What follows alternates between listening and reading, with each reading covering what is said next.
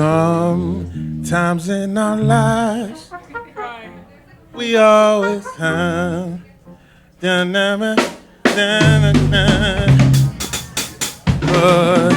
if we are wise, we always know that there's tomorrow. Lean on me. That's a lot of time.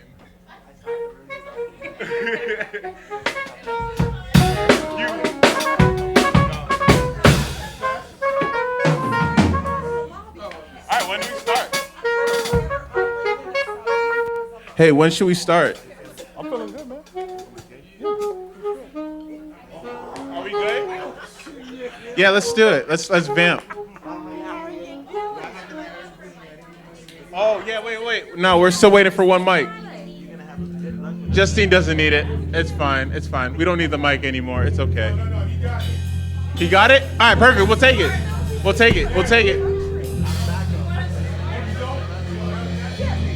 If it's running, let's go. Let's run. We'll take it. Oh, he doesn't have it. All right, cool. We're good. We're good either way.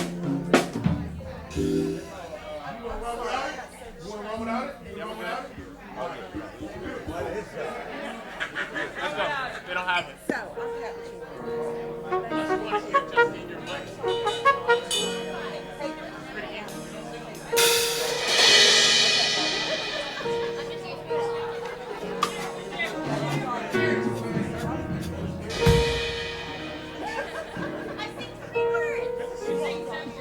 Your voice is so important, Justine. I can't sing alone. Nah. All right, so what we did was we just took one of the horn mics and gave it to Justine. Okay, all right, cool. All right, cool, let's do it. All right. I'm gonna hang out with you. Is this your sweater? Oh, really? You should probably come. Oh, really? Check it out. Yeah.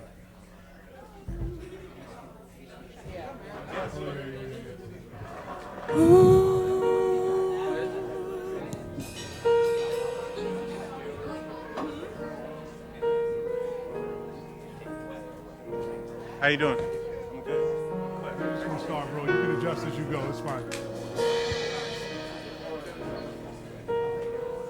Yeah.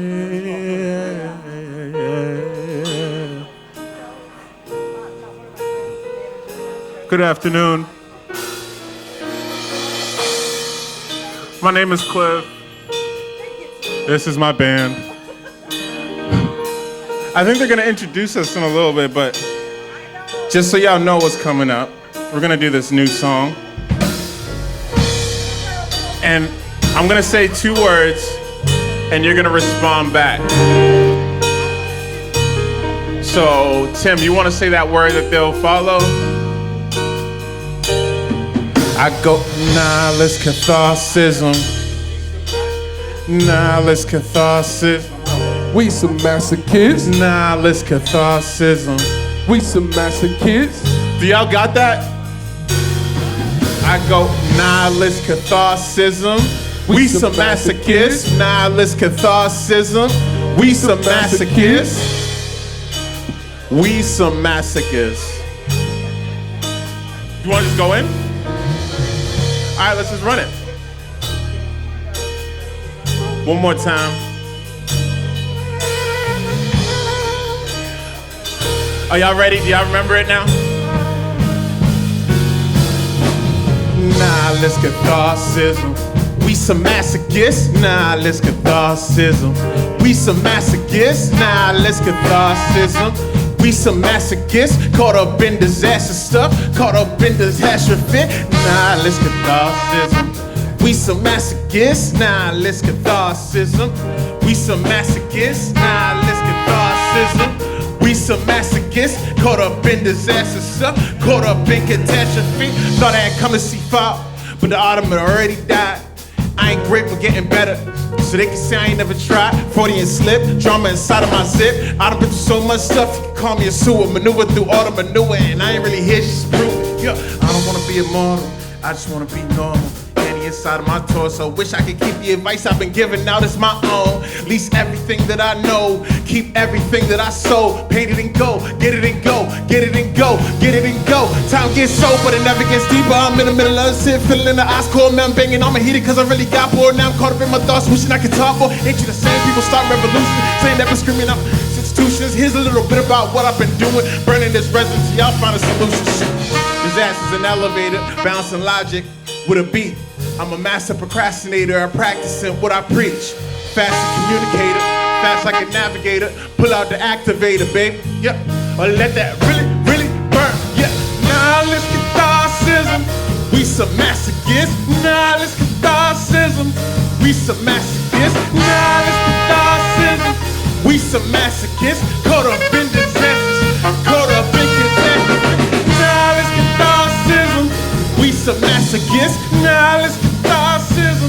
We some masochists. Now let's catharsis. We some masochists. Caught up in disaster stuff. Caught up in catastrophe. How y'all feeling? Y'all feeling okay?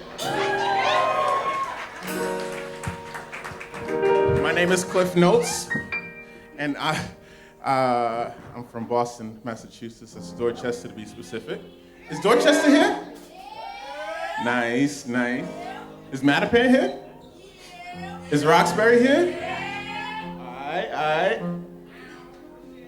So I like to talk about a lot of things, like mental health, oppression, and very specific, I like to talk about racism. So this next song is called Racist. It's very easy.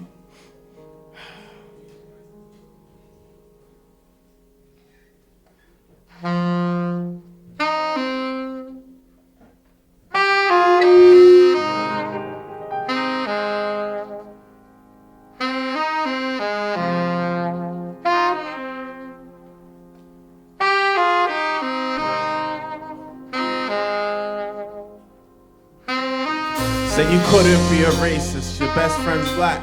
I'm not your best friend, homie, how about that? Say you couldn't be a racist, your best friend's black. I'm not your best friend, homie. Say you couldn't be a racist, your best friend's black. I'm not your best friend, homie. Say you couldn't be a racist, your best friend's black. I'm not your best friend, homie, how about that? I'm in the system, they got me in the system. I'm in the penitentiary, but I know there's something missing. I thought a kite was a letter, knew that life could be better. Never wore a rope collar, cause my rope tie might tether. See a truth spin alive, be a truth so alive. Got a whole younger generation feeling so inspired. Got the voices of the restless, feeling like they tired. But our eyes been on fire, we always breathe. Rise to the day to leave me in the coffin.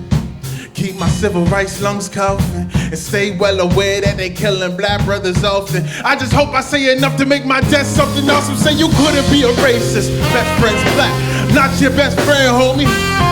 Say you couldn't be a racist, your best friend's black. I'm not your best friend, homie, how about that? Say you couldn't be a racist, best friend's black. I'm not your best friend, homie. Say you couldn't be a racist, your best friend's black. I'm not your best friend, homie. So, my name is Cliff, like I said, but as you know or may know, you spell that with 2 Z's. If you're looking for me on Instagram or Twitter, but without Cliff Notes, there's no band.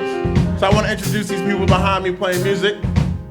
First thing that pop out to me is Muneka over here on the bass. Go on and play a little something for him.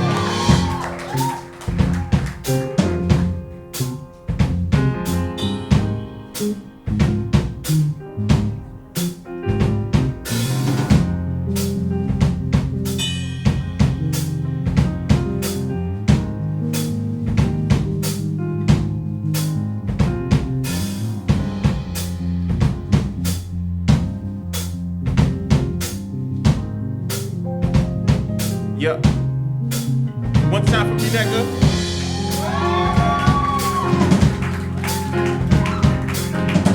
We got a beautiful brass section here.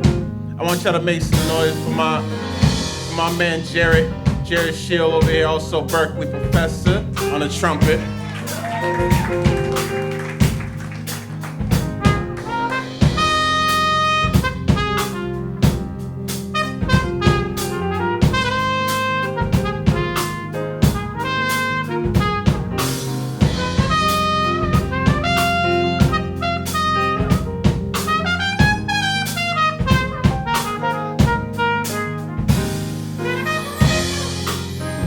time for Jared.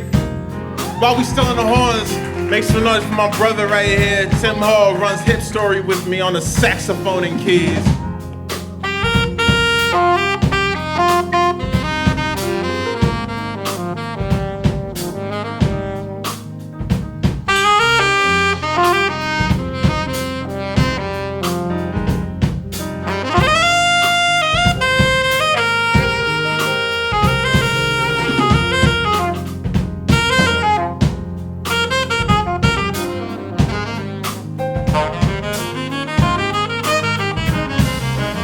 One time for Tim. This next person is special because she's my pianist and piano runs a lot of my songs. I want y'all to make some noise for Justine, aka Photo Comfort, on the keys. And word is, Mama Comfort is in the building. Make some noise for Mama Comfort.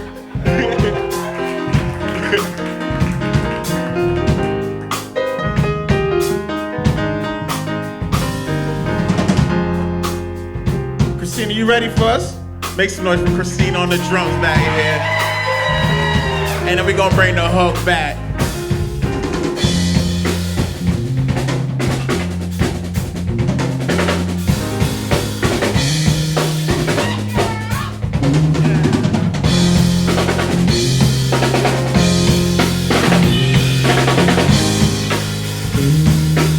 One, two, three.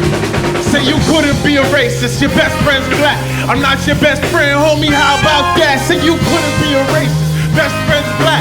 I'm not your best friend, homie, how about that? Say you couldn't be a racist, best friend's black. I'm not your best friend, homie, how about that? Say you couldn't be a racist, best friend's black. I'm not your best friend, homie, how about that? Woo. Y'all have fun with that?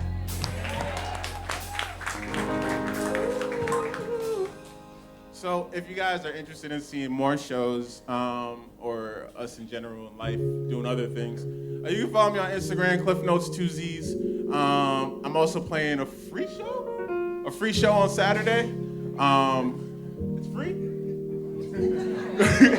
I think it's free, but if it's not, don't ask me for the money to pay for it. I don't have that much to give you. But either way, I'm playing at Bright Lights Music Festival this Saturday in Everett.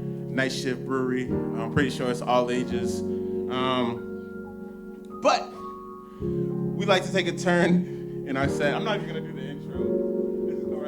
We're just gonna talk about giving all of our fluff away. They told me I have to be clean. So if you wanna look up the lyrics for this song elsewhere, I'm sure you can figure out what it is. But I'm just gonna say fluff.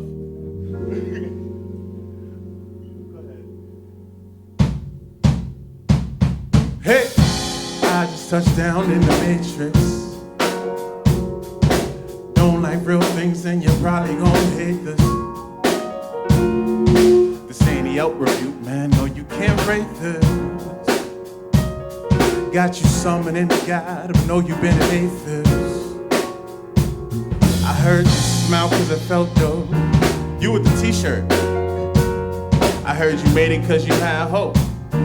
That's you with the headphones. I heard you've been down cause the world sucks. Getting tired of people telling you to hang tough. It's great you got your fluff today, cause I just gave my fluff away. Good riddance, good riddance, good riddance, good riddance, good riddance, good riddance. I got rid of all my fluff today. Good riddance, good riddance, good riddance, cool kittens, good nature, good gracious, good riddance. Good riddance, good money, good faith, it's all good, good. I got I gave all my fluff away. Away, away. So I ain't got no fluff today.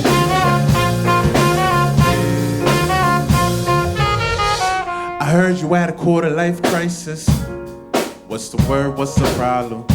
I heard you couldn't figure out what life is. And these words won't solve. Say sometimes I won't take it back.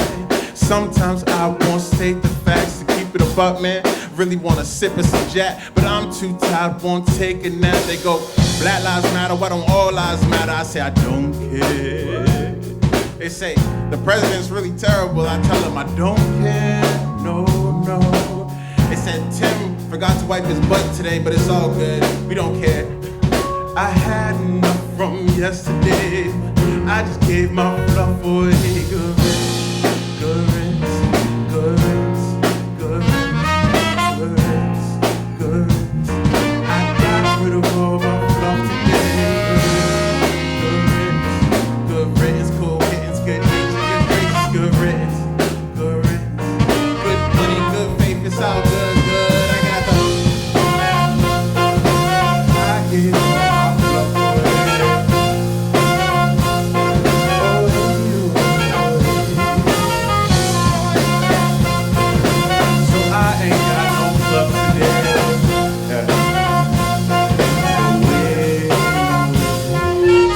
Subtly in summary, I don't give a damn. Lethargically laying down, you can feel it in the sound. Whoa. Feeling inspired but tired of feeling rejected. Perfected what I say, now I just gotta project it. Like suddenly I'm a criminal if I don't wanna say a pledge. I can spend my bread to make the people instead to get ahead. But hey, been saying this for a while, and not being heard makes it a little harder to smile. Like tired of riders, tired of sitting still and quiet. Have you ever felt your existence kinda inconsistent? Feeling connected but know you still a little distant. No ambition of admittance that you probably need assistance. Pop star, but hey, we still got Christmas. So now you ain't a Christian for saying holidays are listless. Vote protests in 1 week. Now they think they tired. My sister's a resistance. I'ma lose when I die. Like good riddance, good riddance, good riddance. It's gone, it's gone, it's gone. I got rid of all my fluff today. Good riddance, good riddance, cool kittens, good nature, good graces, good riddance, good riddance, good money, good faith, it's all good, good. Break it down.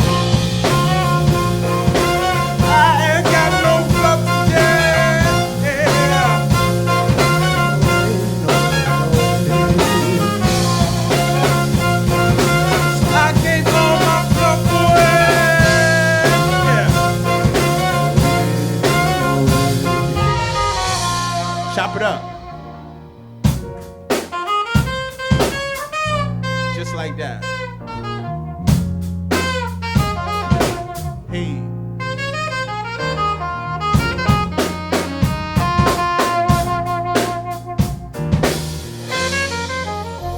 Hey, one time for your mind.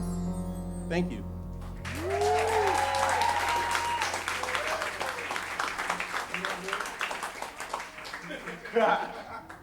We got one last one for you. Yeah. So I'm Cliff. This is my band. I also teach here. I'm doing a bunch of other stuff. So you may see me around campus every now and then, depending on the day. So I'm also finishing up a new project, and this last song is a new song on it. And I want to try and sing it with y'all.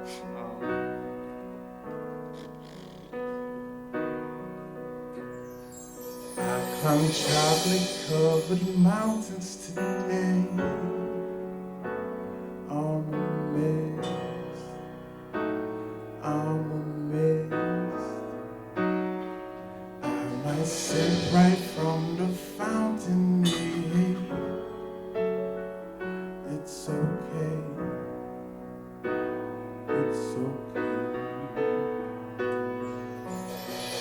I feel high and mighty. I just might be someone royal. They laugh at me despite me. It's just like Mississippi Square. They told me when you look down,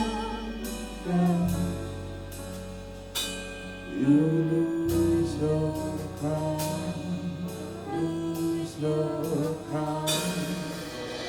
When you look down, you lose your crown, lose your crown.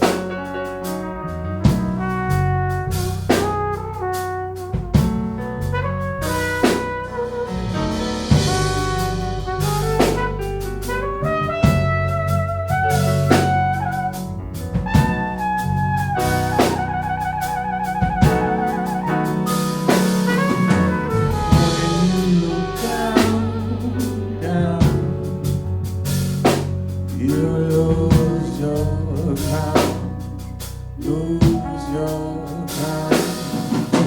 When you look down, down, you lose your crown, lose your crown.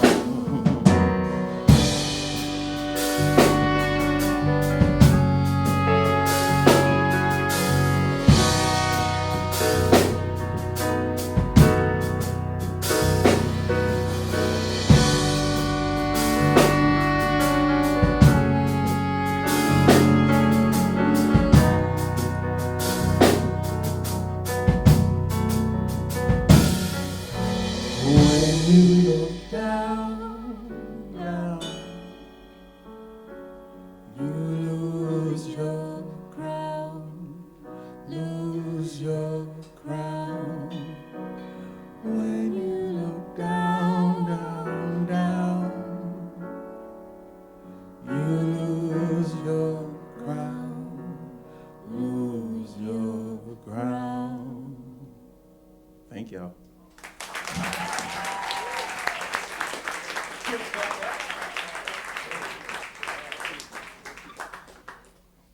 Another round. Another round of applause for Cliff Notes. Thank you.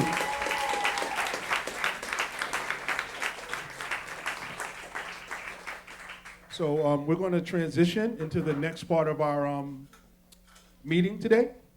And we're really in for a treat because this is really a panel that we're going to have, and we're going to invite our guest up in a second. But this is a panel and an opportunity for us to really get some insight from some leaders in the industry. You know, the folks that I'm going to welcome up now have experience, you know, ranging from music education to management to starting and building their own brands. You know, so we're really, really fortunate to have our panelists come up. I'm going to have them introduce themselves as they come up, but I'm going to call them up one by one. Mr. Joseph Cavey.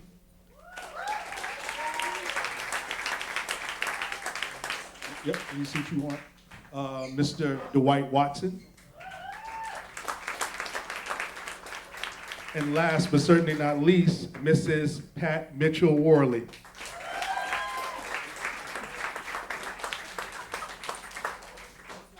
So, you know, we designed this to be sort of a panel, you know, sort of around the things that each one of you are sort of experiencing and working on and what your career path is in the industry. So the way it's going to work is that I have some sort of box lunch questions that I'm going to ask, but this is an educational moment, so I'm going to ask those questions, but if there's something that's burning and something that you really want to ask, please raise your hand and we can definitely fit that in. I don't want this to totally be a monologue. I don't want to be, you know, a talk show host necessarily. But with that said, we're going to sort of kick on in and out. We're going to have mics.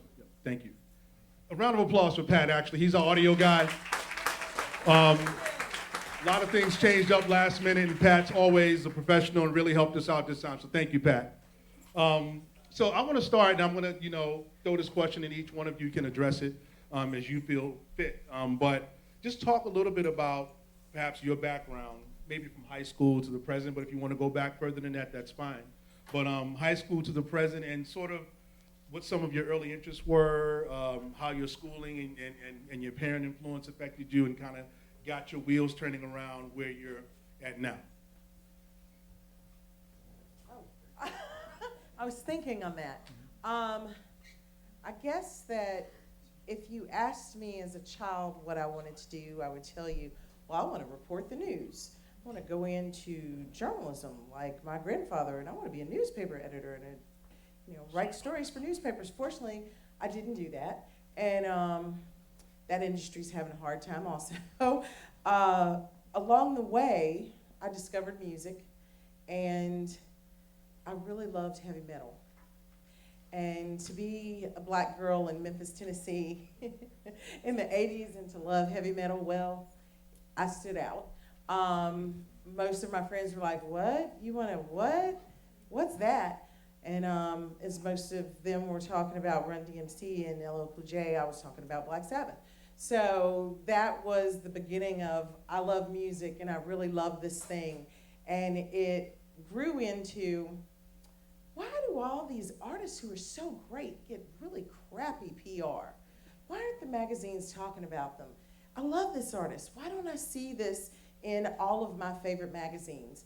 And as a result of that, I started writing for music magazines and a lot of commercial magazines, alternative weeklies.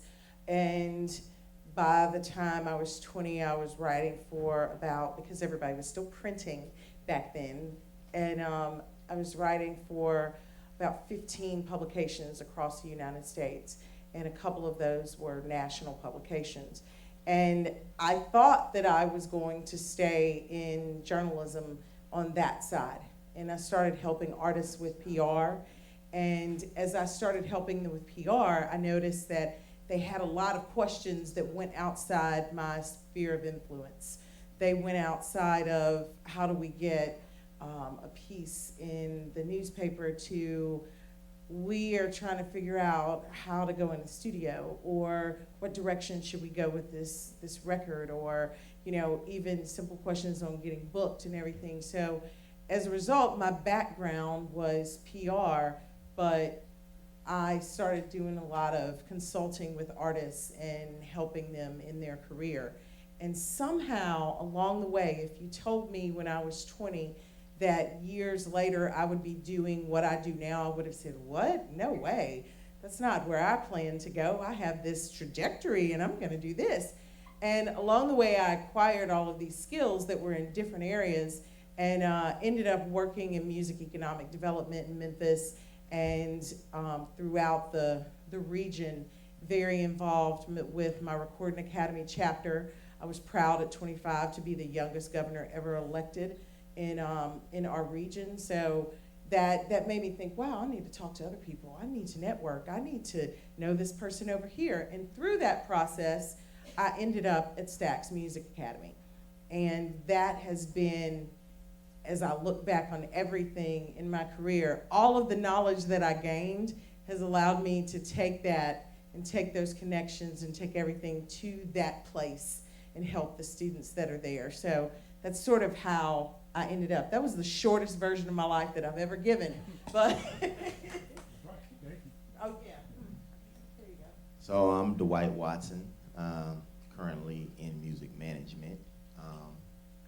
I have my own indie label.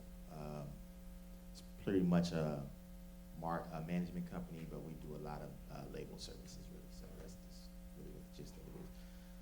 In high school, I was a drummer, and I believe my passion at that particular time was to be a recording artist. So I always thought I was going to either be rapping and singing. I was pretty good at both, but I never made it out of high school because I was incarcerated from the age of 15 to 22. So that was a huge, I guess you could say, clog in my machine, I guess you could say, jam in my process. But I actually never answered this question before, so I'm kind of processing as I'm speaking. But it didn't stop me, and when that to be honest with you, I would even go as far as to say that experience made me. I came home at 22, not really understanding fully what the world was, just still trying to get back into music. I felt setbacks, so I obviously wanted to get back to where I was. And I think I was running around from studio to studio trying to get recording time, around Los Angeles is a city that if you're not in the industry, you out the industry, so you're knocking on every door, you're looking for it, it's everywhere you're not looking, so it took me some time to really get in. My first professional move in the music business was working on Timbaland's Shock Value, so that was as a songwriter. So I kind of got into that space because I ended up running to a friend of mine. It's funny, so I was actually working at Walmart at the time, and somebody came through my line, and I was talking to them about music. I was very, talking to everybody that comes through the line to make my day go faster. And yeah, I met this gentleman named Tracy Lane who introduced me to the Stereotypes. Stereotypes were just a bunch of musicians at that time that were kind of like getting on their way. Most of them worked as different staff members inside of Interscope. So at that time, but they helped me to see the vision for myself, and they believed in me much more than I saw in myself at that moment. They were like, "No, you're the guy," you know. So basically, they introduced me to Walter Millsap, who introduced me to Timberland, and from then it just kind of spiraled. Once I did the 2 records, I did one run record called Fantasy on Timberland Shock Value, and another one called 2 Man Show with Elton John. And from there, it spiraled into me meeting Big John Platt and becoming a professional songwriter, and then snowballing into me meeting Mike Karen, then working with Flo Rida, Plies, starting B.O.B.'s career, Far East Movement from scratch, and so forth and so on. It's a lot of other, Ariana Grande, a bunch of Disney artists. And and so from that point, the music business kind of took a turn for those that were into publishing, like songwriters and producers. And that was kind of like the event of Spotify and platforms like Spotify. And so I had to think of something different to do to monetize what I do, and that led me to management. And what I can say about management is it's a thankless job. So if you're gonna do it, you gotta be into people services and serving other people, you know, because that's where you're gonna get your gratitude. Other than that, you know, yeah. So that's pretty much the gist of my career. I currently have gotten a little bit outside of music. I manage Will Smith's oldest son, Trey Smith, in the gaming space, and I also manage a little girl from Disney Channel, whose show comes out April. I'm not trying to do no promo, but April 4th. By the way, by the way. Gabby, it's called Gabby Duran and the Untittables. So yeah, and I believe that Kylie Cantrell is definitely the second coming of Ariana Grande. Yeah, so she's wow. So it's on you. Hi, how's it going? My name is Joseph KB. People just call me KB. I'm 23. I'm a music manager. I'm also an A&R manager at a distribution company called United Masters. United Masters is like a label in your pocket. We just launched on the App Store, fully transparent, helps you get your music onto Spotify, Apple Music, etc., and it helps monetize, and we also provide label services for certain artists. But yeah, so I'm 23, and when I was in high school, it doesn't seem that far ago, but I always wanted to be an entrepreneur. I always knew that I wanted to have my hands in a lot of different things. I'm a product of my environment. I grew up in Brooklyn, so surrounded by hip hop, trends, Timberlands, fitted caps, and then I moved to Chicago because my mom remarried, and it was crazy because I grew up in Brooklyn, where at a time where it was less gentrified. If you go now, it's crazy. But then I started living in River North in Chicago, and it was just different. It was like I was surrounded by a lot of people that I wasn't really accustomed to. It took me a little bit, and I was in grammar school, and it was crazy because there were so many kids from all over parts of like the city, and Chicago's like really segregated. So it was just crazy to like talk to all these different people, learn about what they have going on, and just learning more about myself. So yeah, I mean, I spent the high school years just figuring out more about the culture, more about like the art, learning the people in them, and just really surrounded by some amazing artists. And yeah, I mean, like I took the love of hip hop and started working with like some local independent artists. I started managing when I was like 16. I'm an entrepreneur. I work really hard. I started working with my dad, cleaning toilets. I remember I used the first money that I made from there to invest in some T-shirts. Started giving them to some rappers. One of the biggest rappers that's worn my clothing is Chance the Rapper. He wore it on tour a few times. And I currently manage his younger brother as well. And I started investing in other people, other artists. I started putting out my money for shows, selling a few tickets. I I remember selling my first 225 capacity venue at like 16, 17, and it was just really dope. And kind of like one thing led to another. I was really into like this fashion and music thing, so I really wanted to go to college. Unfortunately, I couldn't get the loan.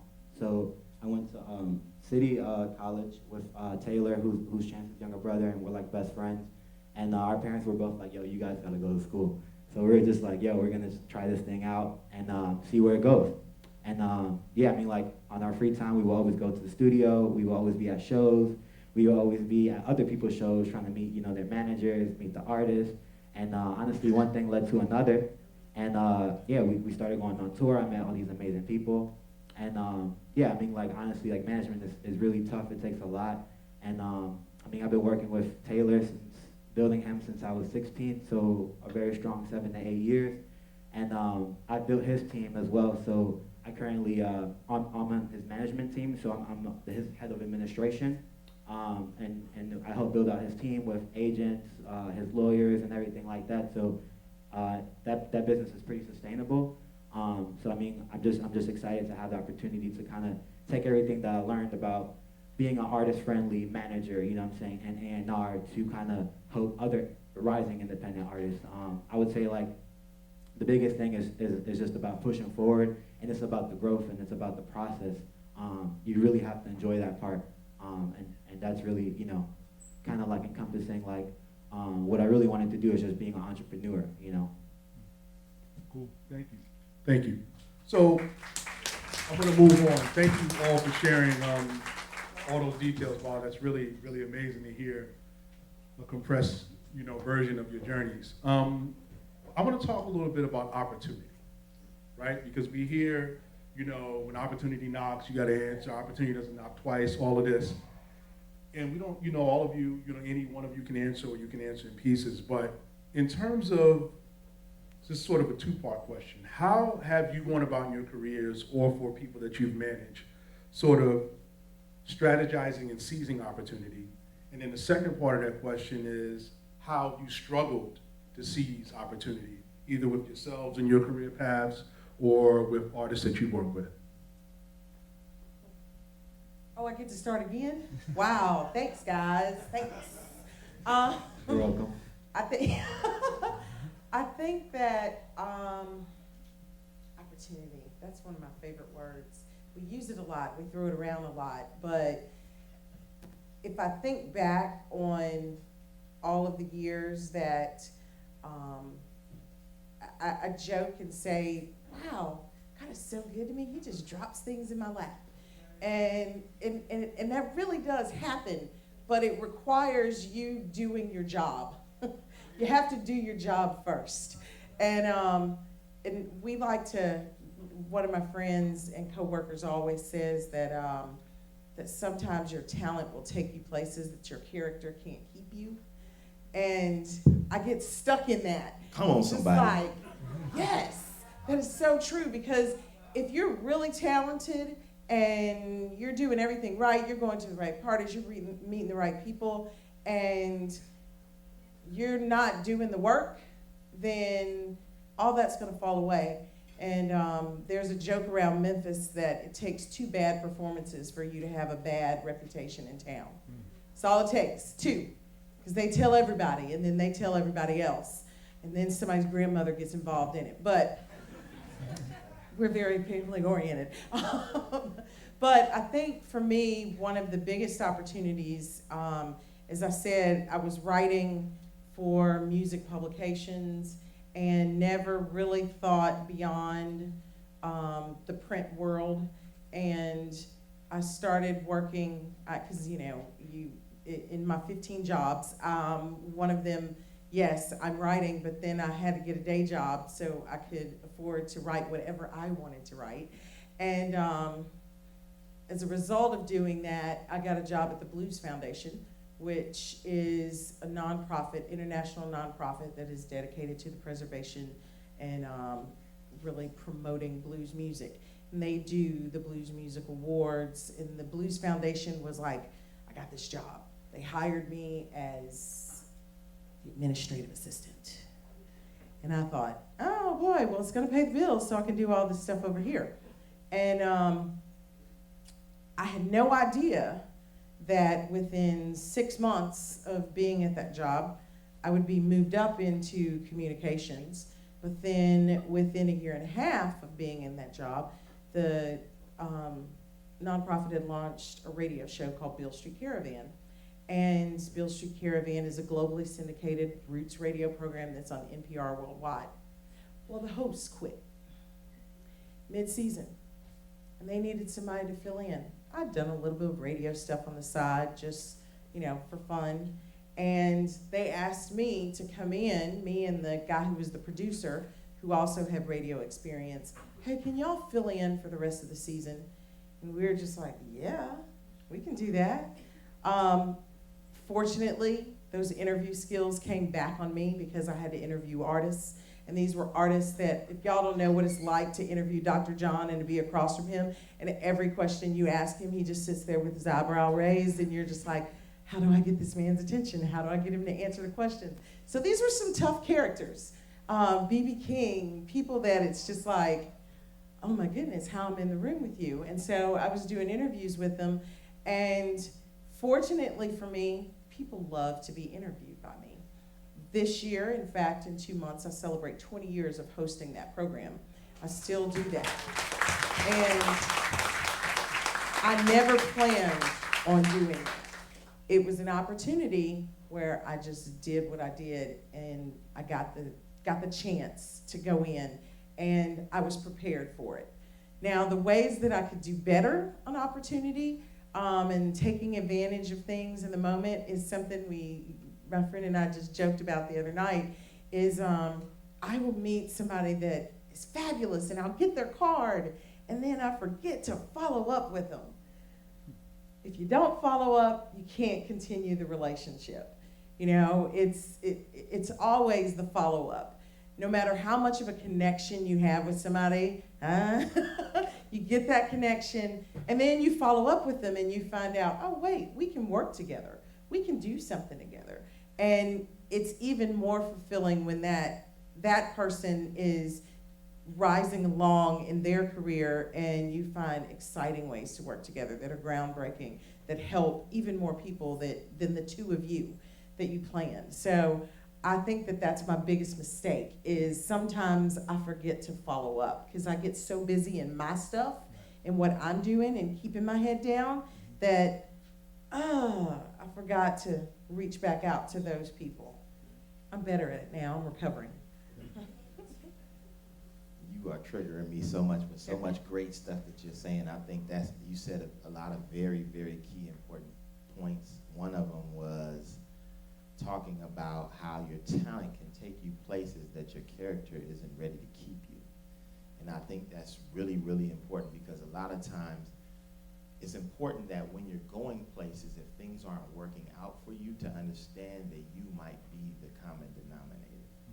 And because if not, you'll keep making excuses for yourself, and you'll keep saying, oh, this person, I don't like this person. You may view the world as people just don't get you or whatever, but it might be some adjustment and some self-reflection that's needed, you know what I mean? So as far as opportunity is concerned, that's a very interesting question for me, because I think one of the biggest things about understanding opportunity is not being too confined maybe with your own ideas of what you think your journey should be.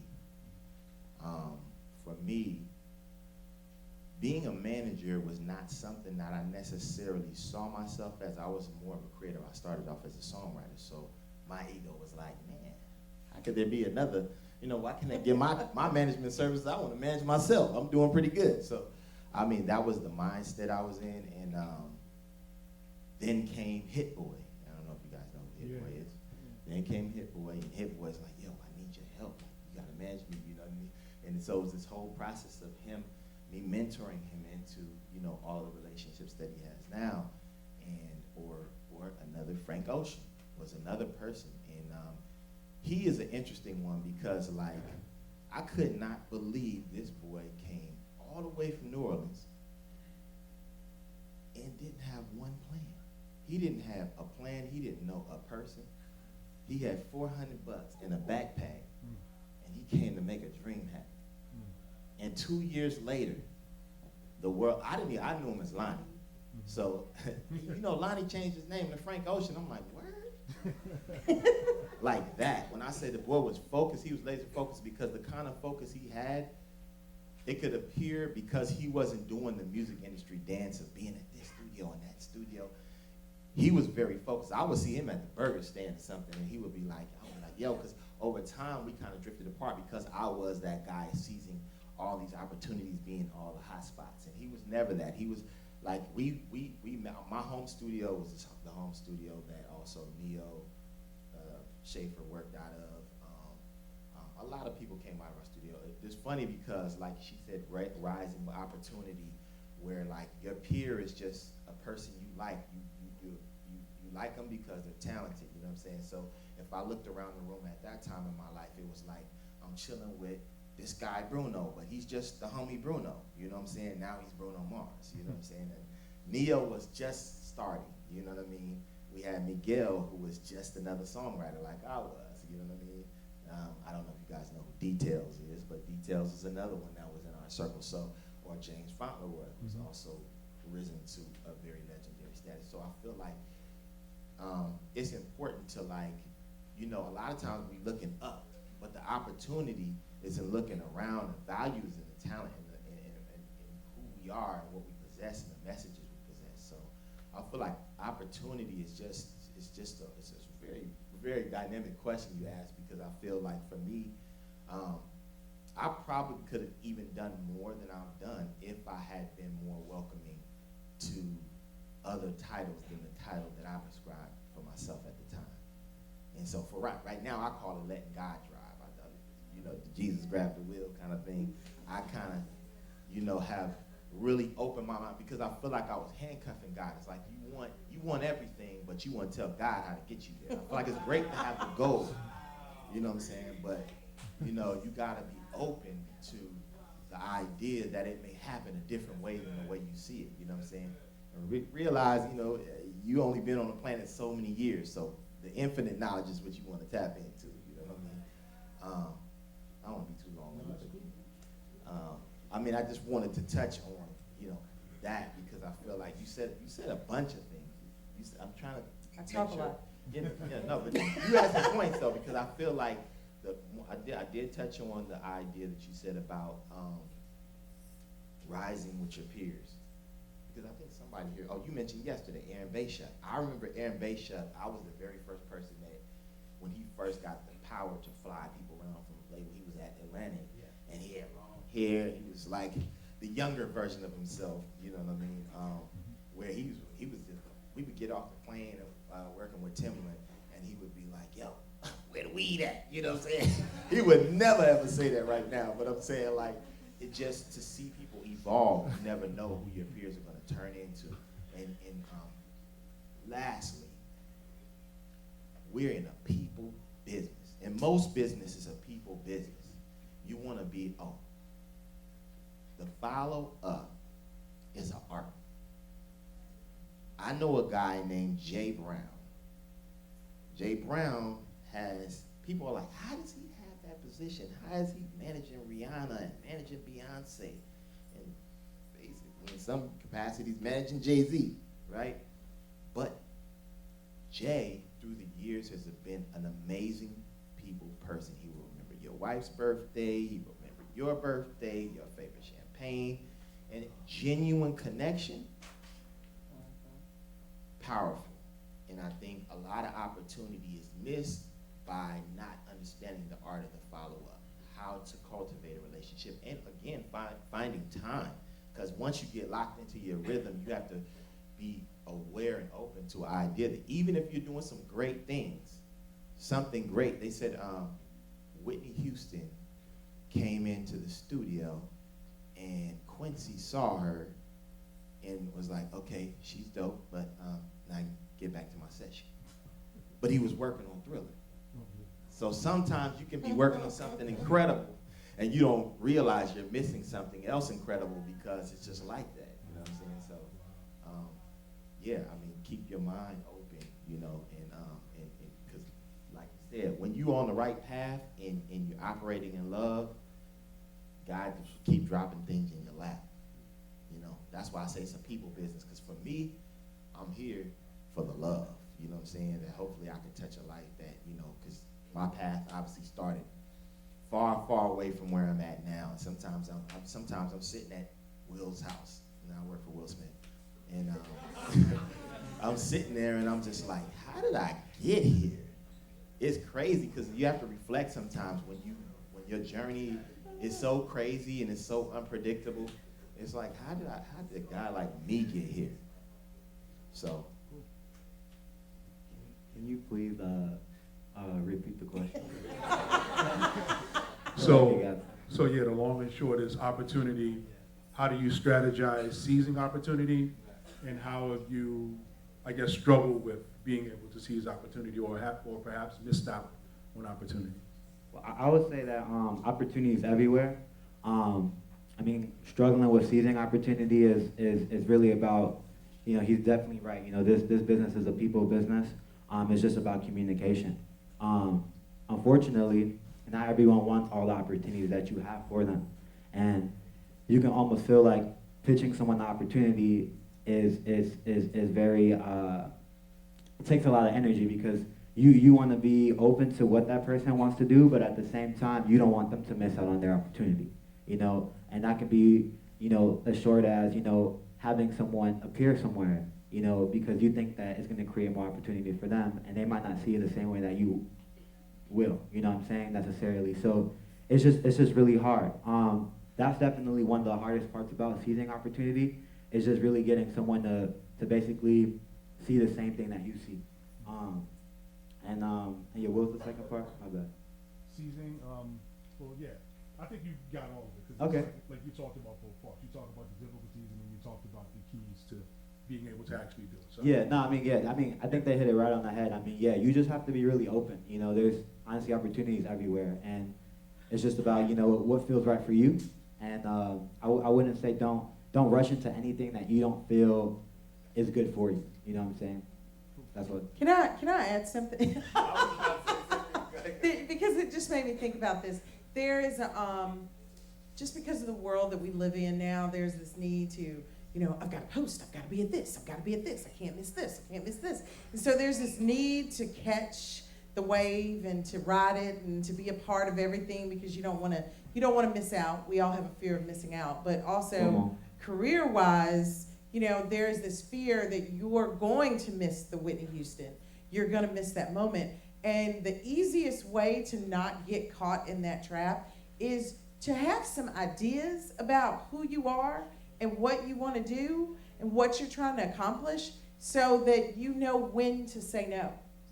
Because saying no is very important. I wish I'd learned that lesson a lot earlier in my life, because I felt the need in the beginning to say, yes, I can take on this project. I didn't want to tell anybody that I wouldn't do it until I realized that I really can't do my best if I'm helping everybody, you know? And I know that they may really need me, but I don't really believe in this project as much as I believe in this one. And really treating my time and my ability and being realistic about what I could accomplish in the amount of time that I could do it. That was a hard lesson to learn, and embarrassing a couple of times. But it's really important that you don't have a constant fear of missing opportunity, but that you get to a place, work yourself to a place where you're confident in what you're doing and what you're trying to do and who you're surrounding yourself with, that you say no. Because sometimes it may be the best thing for you in your career. We've got about another 10, 15 minutes left. Does anyone have a specific question? I have a few more, but I don't want to take up all the time. Does anyone have a specific question at all for any one of our panelists? No? How can we stay connected? I guess the question is, how can we stay connected? Yeah, I mean, after the panel, I'm happy to meet anyone that wants to speak. I'm sorry, go ahead. I was gonna say that's very well said. Okay. I had a couple more questions. So, a lot of folks in here are budding artists, considering being artists, producers, beat makers, what have you. What should one consider when building a brand as a performing artist, producer, what have you, like, you know, before they get to the stage where they're ready to call a KB or Dwight or Pat, what should one be considering and putting in their toolbox when they're considering to build a brand as an artist? I think people should consider, you know, what are things that you kind of gravitate towards. Necessarily, like, you know, what's true to yourself. What's your message? That's what I ask myself first. Is what are you trying to project to the world? That's what I think is really, really important. I think that can take you very far. I would say make sure that you are in love with what you're doing, and make sure that what I always tell young people is be the best you can possibly be at what you do, and get around the best. Because if you can get next to it, you can be it, and more will come around you, you know what I'm saying? So for me, if you can get in the room with Timbaland, then being around Timbaland actually got me on this project, and then it brought other professionals into my world, where I feel like a lot of times people are focused on a goal, but they're not necessarily focused on how are they really pushing themselves the best they can, or are they really in love? Like, I think it's really important to get beyond the monetary gain of anything that you're trying to do, and really focus on, you know, what you're trying to do and how you can move people. Like you said, message is a big one for me. You know, I feel like understanding your message and understanding that you guys are the creators. You guys are going to be the creators of tomorrow. That, you know, when you really look at the amount of people that get to send a message at mass messaging, like as far as the biggest artists that we know,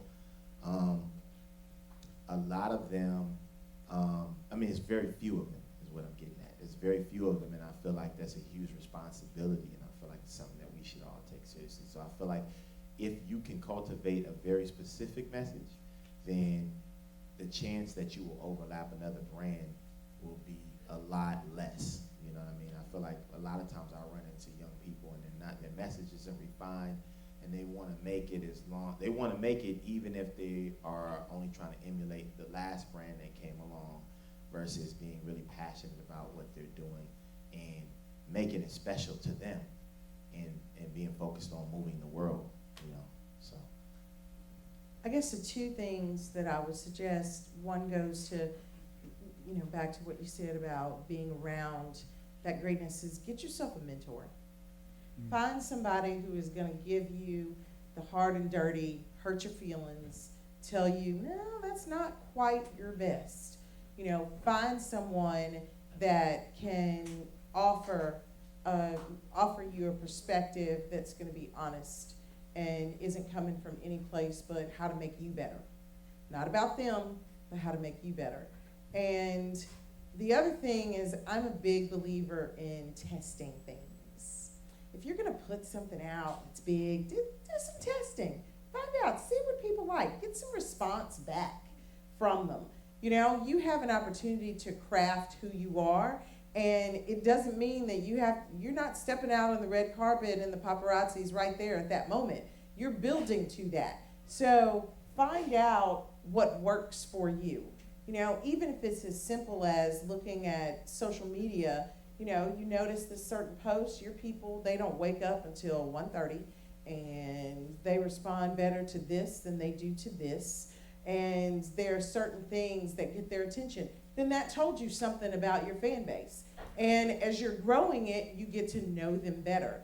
And growing a brand, it's still, at the end of the day, about how people respond to that brand for it to be successful. And so you test those things out. Don't just walk away with and go, this is what I'm doing, and here's my new campaign. Find out if your people like that, you know, because they may go, oh, well, I really want to know more about him, or I really wanted this, and you can find all of that out. It's right there. The data is right there waiting for you. So dive into it, and have some fun, because it's actually pretty fun. Well, I also want to add one thing.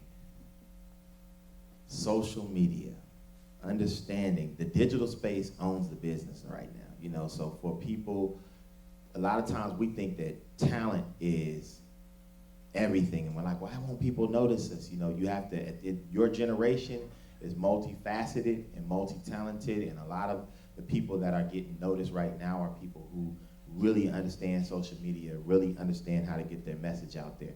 Because it's the marketing aspect, if you don't personally take the task on to understand it yourself, is very costly, and most people can't afford it at the beginning levels. So really learning what that digital space is, how to really move Instagram from a logical standpoint, is being very logical and practical about your process is everything. Like, you know, from what I've seen so many young brands, like, how'd you get out? It's very impressive when I see a young brand who has moved themselves to a certain point. Because usually, if you can move yourself to a certain point of visibility, then the machine will take it and move it the rest of the way. But a lot of times people were thinking, well, I'm so talented, how can I not be recognized? And unfortunately, talent is about, what would you say, percentage-wise, talent as far as? I think talent makes up a lot of it, man, to be honest. It does make up a lot of it, but I'm saying there's a lot of talented people who aren't getting the daylight they should, especially now. You know what I mean? And so because the digital space is the most understood aspect of it, like digital marketing, like I'm paying people right now $10 grand a month to move one artist. Who has that? You know what I'm saying? But those guys, it's an intimate crew. It's 3 guys. They know what they're doing. So you may be able to pay for your own ads, or you may be able, if you're learning about these different ways that you can push it, then you know, it's very affordable if you were doing it yourself. But if you're going to pay somebody the time to put their time into it, it's going to be a little bit different. So I think for me, I feel like it's very important for people to understand the marketing space and the digital space especially. Can I say one more thing? I'm sorry. And I always say this, and I don't think I can say it enough. All of these, I have a lot of people, and you know, they're 16, they're making music. They're 17, some of them, you know, some of the artists that we have at Stax, they're 13 years old, and they're playing, they're writing songs, and they're like, man, I can't wait. Some of them are like, I'm gonna come to Berklee, or I plan to go to this school, and I can't wait until I get my music out there, and I can't wait. Don't wait. Start putting things out now. Just because you were in a place, stop laughing. What are you laughing at me? But, okay. So if you're writing music, and I mean, protect your music, let me say that before I, say put it out, but don't think that you have to wait just because you're young, okay? Don't think that for 1 minute, that their age doesn't have anything to do with how people connect to you or if you have something to say. That has nothing to do with it. So don't think that you have to wait to that moment, oh, when I get out of high school or when I get out of college, I'm gonna start playing out live, or I'm gonna do this. Make places for people to hear your music, whether it be online, whether it be physical places, whatever. Make your own scene, make it yourself. Don't wait for anybody to give you permission to do it, okay? Do it yourself. It's your music, you're creating it for to share with others. So start doing it now. Okay, I'm done. All right. Another round of applause for our panelists. Really quickly, I know you have classes at 2 o'clock. Thank you all, I really appreciate it. So, draw your attention here to this board. This is all of our panelists' social media sites. As they mentioned, making connections and the follow-up is very important. So here's the social media contacts for Joseph, Dwight, and Pat.